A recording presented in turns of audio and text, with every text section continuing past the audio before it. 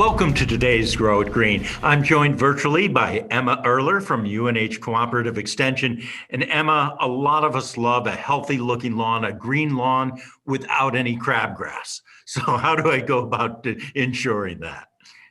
Yeah, crabgrass can be a huge pain and it usually comes out in the heat of the summer. That's when it tends to outcompete our lawn grasses. The best way to get ahead of crabgrass is actually to establish a really healthy lawn, and that can take a number of seasons to do. The first thing I recommend is making sure there isn't any sort of deficiency in your soil. Make sure the pH is okay, see what the recommended nutrients are that you should apply. So get your soil tested. All right.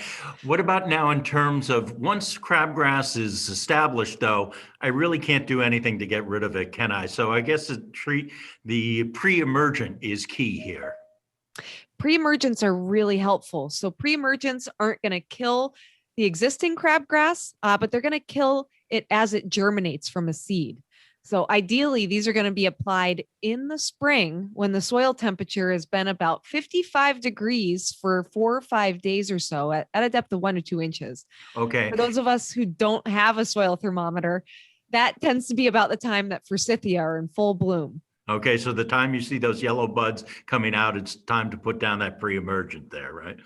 One thing people may not surprise people, but I've heard that one crabgrass plant can throw out 150,000 seeds. Is that correct?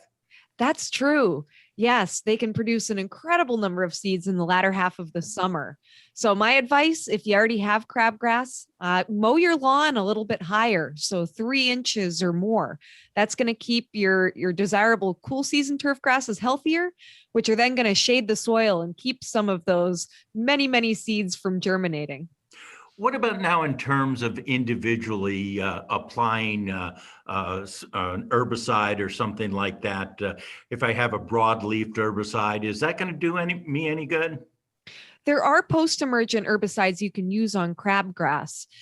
It varies quite a bit how effective these are. So long term, you really want to fix the underlying issues with your lawn to make sure your cool season grasses are really healthy and they're out competing that crabgrass. Okay, and hopefully as a result of this, you'll have a beautiful green lawn without any crabgrass. That's it for today's Grow It Green.